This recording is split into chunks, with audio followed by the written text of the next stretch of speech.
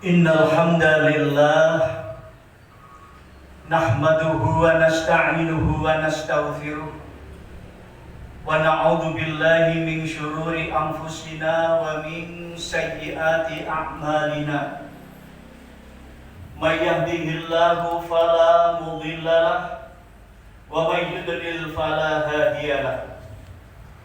Asyhadu an la ilaha illallah wahdahu la syarika lahu wa ashhadu anna Muhammadan abduhu wa rasuluh. Allahumma salli ala Muhammad wa ala alihi wa sahbihi wa man tabi'ahum bi ihsani ila yaumiddin. Amma ba'd. Qala Allah ta'ala ya ayyuhalladzina amanu taqullaha wa qulu qawlan sadida yuslih lakum a'malakum wa yaghfir lakum dhunubakum wa may yuti'illaha wa rasulahu faqad faza fawzan 'azima. Ma'asyiral muslimin, jamaah Jumat rahimakumullah, ungkapan syukur tiada henti kita haturkan kepada Allah Subhanahu wa ta'ala, karena sampai dengan siang ini Allah masih tetap membimbing rohani kita, membimbing hati kita untuk bisa hadir di rumahnya dalam rangka melaksanakan kewajiban kita, yaitu sholat Jum'ah di masjid yang kita cintai. Salawat dan salam semoga tetap tercurah kepada Rasul teladan kita Nabi Muhammad sallallahu alaihi wasallam beserta keluarga, sahabat dan umat Islam yang senantiasa taat melaksanakan syariat ajarannya. Melalui mimbar khutbah ini secara pribadi dan umumnya kepada saudara-saudaraku jamaah Jumat, saya mengajak sekaligus berwasiat, marilah dari waktu ke waktu dalam diri kita selalu ada kiat untuk selalu meningkatkan ketakwaan kita kepada Allah dalam arti melaksanakan apa yang diperintahkan oleh Allah dan menjauhi apa yang dilarang oleh Allah. Ma'asyiral muslimin rahimakumullah. Ketika Allah Subhanahu wa ta'ala menciptakan makhluk namanya manusia seperti kita ini, Allah menitipkan, Allah menyertakan sedikitnya dua amanah, di mana dua amanah ini wajib kita lakukan, wajib kita laksanakan. Yang pertama, amanah itu bernama amanah risalah. Amanah risalah ini Allah sudah mencantumkan di dalam Al-Quran, yaitu wa ma khalaqtul jinna wal insa illa liya'budun. Allah menciptakan manusia dikandung maksud agar manusia itu mau menyembah, mau mengabdi, mau berbakti hanya kepada Allah Subhanahu wa ta'ala. Sedangkan realisasinya di saat kita sebagai orang Islam yang mengaku Islam sebagai agama yang diridai oleh Allah Subhanahu wa ta'ala, maka dalam rangka menuju kualitas keislaman kita, maka kita sebagai orang Islam wajib setiap waktu dan waktu untuk selalu meningkatkan kemampuan kita di bidang ilmu agama ataupun ilmu pengetahuan umum. Sampai-sampai Allah mengingatkan kepada kita dalam rangka meningkatkan ibadah kita kepada Allah. Allah menyertakan peringatan yang cukup kita kenal, yaitu dengan kalimat ittaqullah haqqa tuqatih. Bertakwalah kamu dengan sungguh-sungguh takwa. Bahkan Allah melanjutkan dalam ayat ini, wala tamutunna illa wa antum muslimun. Dan jangan sampai engkau meninggal sebelum kamu melaksanakan apa yang ada di dalam ajaran Islam, atau sebelum kamu menjadi orang muslim yang sejati. Sedangkan yang kedua, efek dari peningkatan ibadah kita kepada Allah tentu akan menjadikan kita makin hari makin baik. Baik dalam urusan ibadah mahdoh ataupun ghairu mahdoh akan lebih meningkat. Syukur-syukur kalau ibadah kita itu benar-benar kita sertakan dengan istilah istiqomah. Makin hari kita makin tangguh, makin hari kita makin kuat akidah kita dengan kalimat asyhadu an la ilaha illallah wa asyhadu anna muhammadar rasulullah. Keyakinan kita benar-benar hanya menyembah kepada Allah dan hanya kepada Allah kita minta pertolongan. Berikutnya, siapapun di antara kita, saudara-saudaraku, kalau misalkan ibadah itu dilakukan dengan baik, dengan sungguh-sungguh tidak meninggalkan syarat, ya seperti sholat, kita tidak meninggalkan syarat yang ada pada sholat, yaitu wajib ada khusyuk dan wajib ada tumanina. Khusyuk artinya saat kita melakukan sholat, kita tunduk patuh. Kita ungkapkan Allahu Akbar sebagai ucapan pertama di saat kita bertemu dengan Allah, berhadapan dengan Allah. Maka ungkapan Allahu Akbar itu kita ucapkan dengan ramah tamah, kita ucapkan dengan penuh kesopanan. Bahkan di dalam sholat berikutnya kita baca doa-doa sholat itu dengan baik. Karena sejatinya apa yang ada pada sholat itu adalah semuanya berintikan doa. Maka siapapun yang di dalamnya dalam rangka melakukan sholatnya bagus dengan tidak meninggalkan dua perkara, insya Allah akhlaknya akan menjadi baik seperti akhlak yang dimiliki oleh beliau Rasulullah Sallallahu Alaihi Wasallam. Nabi Muhammad Sallallahu Alaihi Wasallam, beliau diutus oleh Allah dengan kalimat bu'istu liutammima makarimal akhlak. Aku diutus oleh Allah menjadi khalifah ini dalam rangka bagaimana supaya umatku memiliki akhlak yang baik. Kita bisa menjadikan teladan Nabi Muhammad di saat berjuang di kota Mekah. Pada saat itu Rasulullah mendapatkan tantangan. Bukan hanya tantangan saudaraku, tetapi bahkan ancaman mau dibunuh. Banyak para sahabat, banyak para saudara-saudara yang dibunuh bahkan disiksa seperti Bilal bin Rabah, tetapi mereka memiliki kesabaran yang penuh. Akhlak yang Rasulullah miliki benar-benar patut kita jadikan sebagai uswah, karena sesungguhnya pada diri Rasulullah ada uswah, ada contoh akhlak perilaku yang baik. Karena akhlak Rasulullah begitu bagus, maka di saat Rasulullah dari peperangan satu menuju ke peperangan lain, maka waktu itu saat Rasulullah ada di kota Madinah, para sahabat bertanya, wahai Rasulullah, sampai dengan saat ini kok cukup lama orang-orang kafir Quraisy tidak datang ke kota Makkah dalam rangka berperang. Yang perlu kita ingat saudara-saudaraku, dalam sejarah perjuangan Islam, Nabi Muhammad berperang itu belum pernah sekalipun mengawali, tetapi didahului oleh orang-orang kafir Quraisy dan bala tentaranya. Maka pada saat yang terakhir para sahabat bertanya, wahai Rasulullah, kenapa saudara-saudara kita orang kafir Quraisy sudah cukup lama tidak mengadakan peperangan atau tidak datang ke Madinah ini? Maka Rasulullah mendapatkan laporan dari mata-mata bahwa sesungguhnya di kota Mekah sudah hampir habis pasukan-pasukan yang tergabung dalam pasukan kafir Quraisy.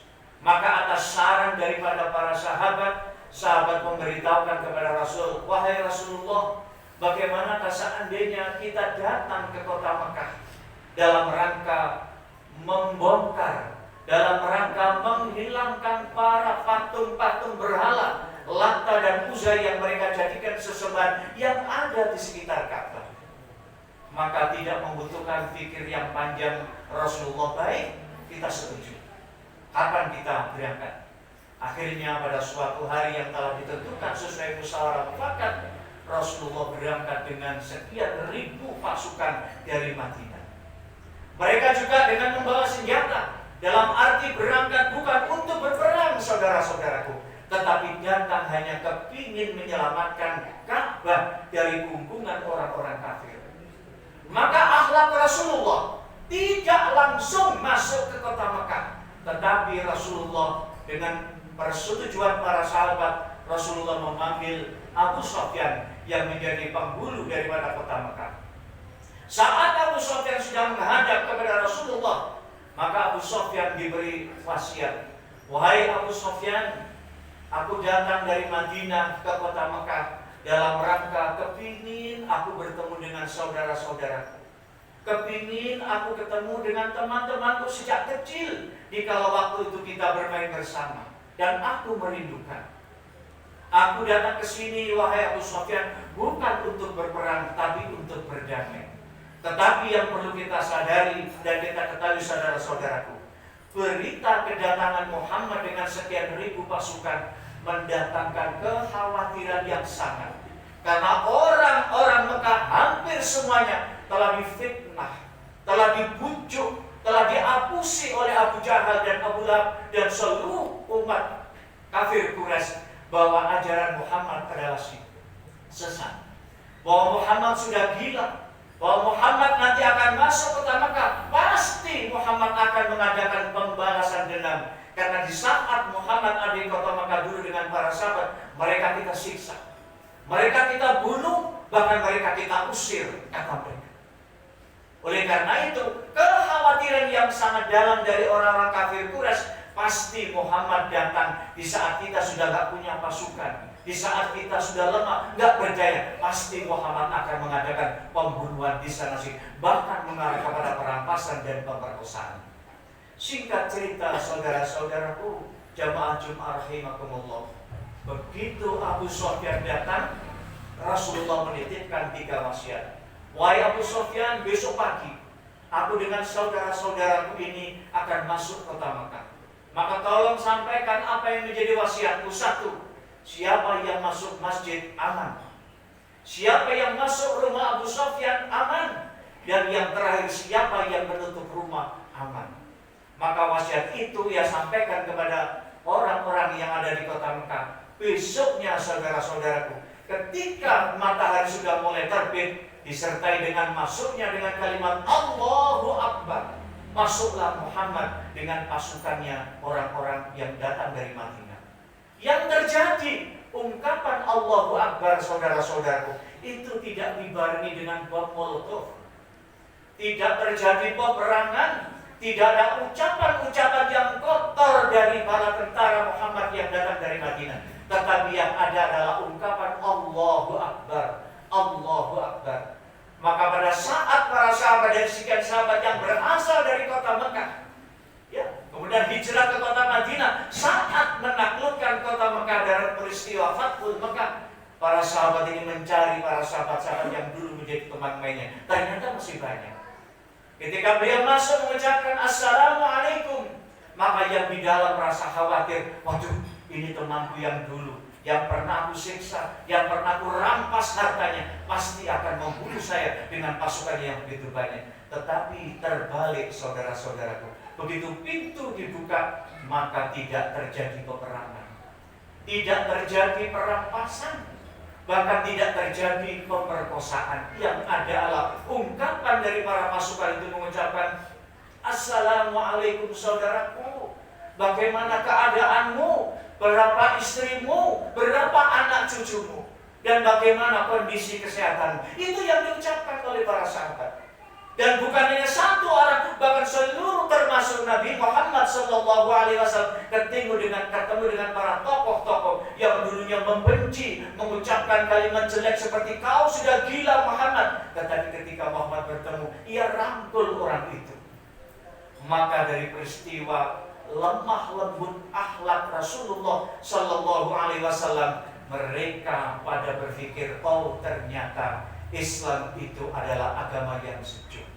Benar-benar Islam itu adalah rahmatan lil alamin, rahmat bagi seluruh alam.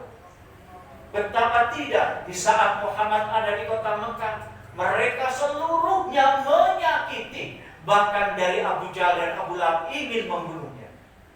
Tetapi yang terjadi di saat Muhammad masuk kota Mekah, semuanya serba berpikir terbalik. Ternyata selama ini kita ditipu oleh para tokoh-tokoh Quraisy. Ternyata Muhammad adalah memiliki akhlak yang bagus. Akibat dari peristiwa itu, saudara-saudaraku, maka turunlah surat An-Nasr. Idza jaa nasrullahi wal fath wa ra'aitan nasa yadkhuluna fi dinillahi afwaja. Dari peristiwa ramahnya, baiknya, budi pekerti Muhammad, maka orang-orang kafir Quraisy, sebahagian besar dari mereka, banyak yang mengikrarkan diri untuk masuk menjadi orang Islam. Maka dia berbondong-bondong dari ribuan orang kafir Quraisy, diabadikan dalam surat An-Nasr. Karena kesadarannya mereka masuk Islam dengan melihat bukti-bukti bahwa di dalam diri Nabi Muhammad ada agama yang dibawa dengan kebenaran atas ridha Allah Subhanahu wa ta'ala. Ma'asyiral muslimin rahimakumullah, ketakwaan yang kita miliki sesuai apa yang diamanahkan kepada Allah itu menghasilkan usaha untuk mencegah. Siapapun di antara kita yang memiliki ketakwaan yang tinggi, pasti di dalam diri kita akan ada usaha mencegah untuk berbuat maksiat. Sebagaimana kita berdoa kepada Allah di dalam salat kita, A'udzubillahi minasyaitonirrajim. Ya Allah, jauhkan aku dari segala godaan syaitan. Allahumma ba'id baini kama ba'adta bainal masyriq wal maghrib. Kita berdoa kepada Allah, ya Allah, Kau jauhkan aku dari kemungkaran seperti Engkau menjauhkan aku antara barat dan timur.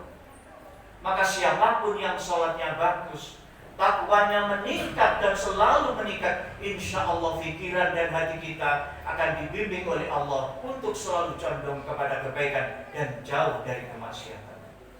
Sedangkan amanah yang kedua, ma'asyiral muslimin rahimakumullah, yaitu disebut dengan risalah wasilah. Risalah wasilah ini terkait dengan fungsi. Kita diciptakan oleh Allah adalah sebagai khalifah, sebagai pemimpin. Maka di antara kita sebagai kepala rumah tangga itu juga disebut pemimpin. Di masjid ini ada ketua takmir, itu juga pemimpin. RT, RW, kecamatan sampai presiden, semuanya disebut pemimpin. Maka sebagai seorang pemimpin, maka Allah diingatkan, wa idza hakamtum bainan nas an tahkumu bil adl. Maka kita wajib berbuat adil. Yang tidak boleh adalah seorang pemimpin. Dalam istilah Jawa kita diingatkan, kalau kalian jadi pemimpin, maka jangan sampai ada di dalam diri kalian sifat adigam, adigum, dan adigum. Artinya kalau kita jadi pemimpin, kita jangan merasa memiliki kekuasaan, bahwa kekuasaan itu ada padaku. Maka karena aku kuasa, kamu harus manut kepada saya. Apapun yang aku lakukan, apapun yang aku kerjakan, baik itu menteri yang baru saja dilantik, kemudian beberapa bulan direshuffle lagi karena gak cocok, karena berpihak kepada siapa yang dibenci, diganti karena merasa berkuasa. Kita pun juga jangan pernah merasa kuat. Walaupun kita memiliki jabatan yang sangat kuat, maka kekuatan itu bukan untuk berbuat tidak adil kepada sesamanya. Yang diminta adalah seorang pemimpin wajib adil, wajib menjadikan diri mencontoh apa yang dilakukan Rasulullah dan Umar bin Khattab. Rasulullah pada waktu itu sebagai pemimpin, dia tidak mau memakai baju seperti raja. Dia seorang presiden, dia seorang raja seperti Umar. Umar pun juga tidak mau memakai baju yang indah-indah, tetapi Rasulullah dan Umar memakai baju seperti apa yang dilakukan para umatnya. Yang terakhir, kita jangan pernah mengucapkan dengan kalimat adiguno. Kita jangan pernah sebagai pemimpin merasa diri kita paling pintar. Tidak ada orang lain yang pintar, yang pandai selain saya. Jangan, karena Allah Subhanahu wa ta'ala menciptakan alam semesta ini seperti apa yang dikatakan Rasulullah, in aradta ayyakuna lahayafna wa la tasta'izanna bi izziyatna. Kalau engkau menghendaki kemuliaan yang abadi, maka jangan memuliakan kemuliaan yang bersifat sementara. Di atas langit, saudara-saudaraku, masih ada langit. Oleh karena itu, betapa bijaksananya kalau seorang pemimpin di dalam dirinya, walaupun dia diilhami dengan kepandaian yang luar biasa, tetapi dia masih memiliki sifat tawadhu, rendah hati. Tidak memandang rendah, tidak memandang gak bisa kepada orang yang di bawahnya, tetapi menjadikan orang yang ada di bawahnya adalah sebagai sahabat, sebagai kawan, dan sebagai saudara. Oleh karena itu, saudara-saudaraku, jamaah Jumat rahimakumullah, pada kesempatan yang indah ini, terutama di saat kita hari ini, di bulan ini ada peringatan Maulid Nabi Muhammad SAW, maka betapa bijaksananya kalau peringatan itu kita tindak lanjuti dengan mencintai Rasulullah. Mencintai Rasulullah itu adalah dengan cara meniru. Lah, meniru ini bisa hadir kalau kita bisa mendengar, bisa membaca apa yang pernah dibawa oleh Rasulullah. Insya Allah, kalau kita meniru sebagaimana apa yang dikatakan Rasulullah sebelum wafat, wahai saudaraku, agar kalian selamat dunia dan akhirat, aku titipkan 2 wasiat kepadamu. Apa itu Rasulullah? Yang pertama, jadikan Quran dan As-Sunnah sebagai pedoman hidupmu, sebagai landasan hidupmu, sebagai tujuan hidupmu. Maka insya Allah kamu akan selamat dunia dan akhirat, seperti yang kau bacakan dalam doa setiap waktu. Rabbana atina fid dunya hasanah wa fil akhirati hasanah wa qina adzabannar. Ma'asyiral muslimin, jamaah Jumat rahimakumullah. Akhirnya Mari momen peringatan Maulid Nabi ini kita jadikan usaha agar apa yang kita lakukan ini adalah seperti apa yang dikatakan oleh Rasulullah. Karena Rasulullah di akhir hidupnya pernah mengatakan, umatku kelak akan menjadi 73 kelompok. Sedangkan yang 72 semuanya akan menjadi ahli neraka. Maka sahabat Utsman bertanya, siapa itu Rasulullah yang satu kelompok? Yang satu kelompok itu adalah mereka di dalam hidupnya ada saya dan ada para sahabat. Maksudnya apa Rasulullah? Artinya di dalam orang itu selalu menghidup-hidupkan sunnahku, sementara ada umat yang ingin memadamkan sunnahku. Artinya apa Rasul? Sahabatku, saudara-saudaraku, kita kalau kepingin selamat, maka apa yang ada pada kita, baik itu ucapan, perilaku, tindak tanduk, ayo kita meniru seperti apa yang dicontohkan oleh Rasulullah dan para sahabatnya. Insya Allah kita akan selamat dunia dan akhirat. Amin, amin ya rabbal alamin. Barakallahu li wa lakum fil Qur'anil karim, wa nafa'ani wa iyyakum bima fihi minal ayati wa dzikr hakim, wa taqabbal minni wa minkum tilawatahu innahu huwas samiul alim.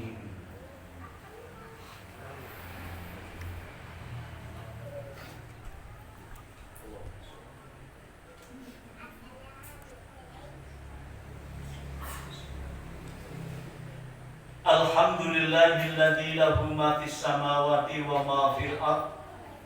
Alhamdu fil akhirati wa huwal hakimul khabir.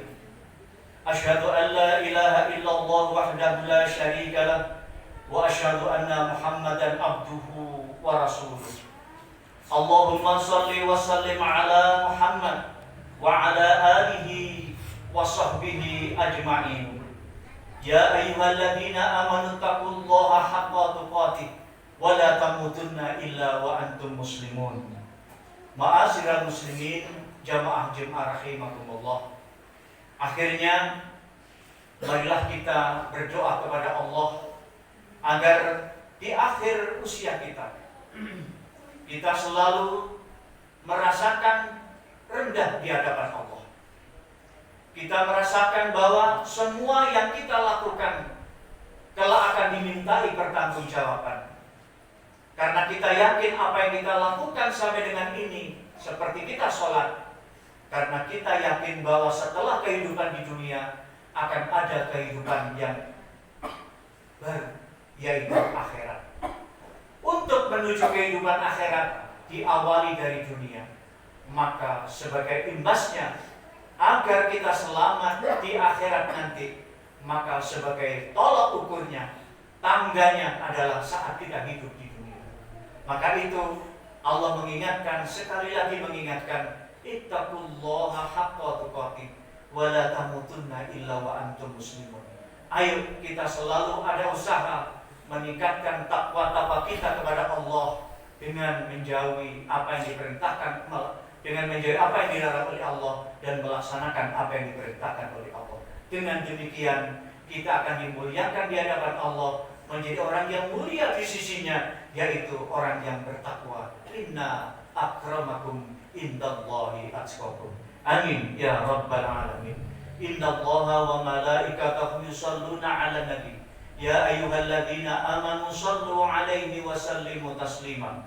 Allahumma shalli 'ala Muhammad wa 'ali Muhammad kama shallaita 'ala Ibrahim wa 'ali Ibrahim wa barik 'ala Muhammad wa 'ali Muhammad kama barakta 'ala Ibrahim wa 'ali Ibrahim fil 'alamin innaka Hamidum Majid. Allahumma ighfir lil mu'minina wal mu'minat wal muslimina wal muslimat al ahya'i minhum wal amwat. Rabbana la tu'akhidna in nasina aw akhtana. Rabbana wa la tahmil 'alaina isran kama hamaltahu 'alal ladzina min qablina. Rabbana wa la tuhammilna ma la taqata lana bih. Wa'fu 'anna waghfir lana warhamna anta maulana fansurna 'alal qaumil kafirin. Rabbana la tuzigh qulubana ba'da idh hadaitana wa hab lana min ladunka rahmah innaka antal wahhab. Rabbana zalamna anfusana fa in lam taghfir lana wa tarhamna lanakunanna minal khasirin. Rabbana atina fid dunya hasanah wa fil akhirati hasanah wa qina adzabannar. Subhana rabbika rabbil izzati amma yasifun wa salamun alal mursalin walhamdulillahi rabbil alamin. Ibadallah, aqimus shalah.